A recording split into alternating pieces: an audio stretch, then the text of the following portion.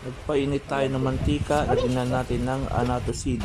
Maglagay tayo ng sibuyas at bawang at ating halo-haluin at lutuin.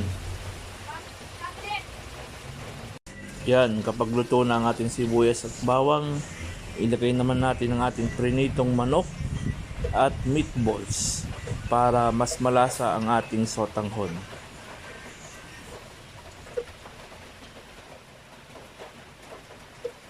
Halo-haluin lang natin para hindi masunog yung bawang at sibuyas.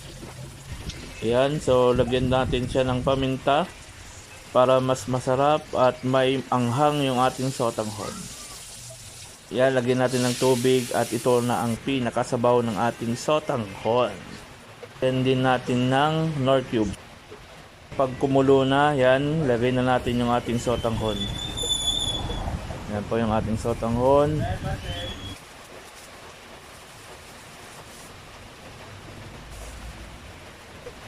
Yan, haluin natin para maluto yung ating sotanghon. So yan na, kumukulo na. Sarap. Woo! Ngayon naman ay ilagay natin ating patola. Yung gulay natin. So, halo-haluin lang natin siya para maluto yung patola. Kung kulang ang tubig, pwede nyo po siyang dagdagan para may mahigop. Ayan, ngayon naglalagay tayo ng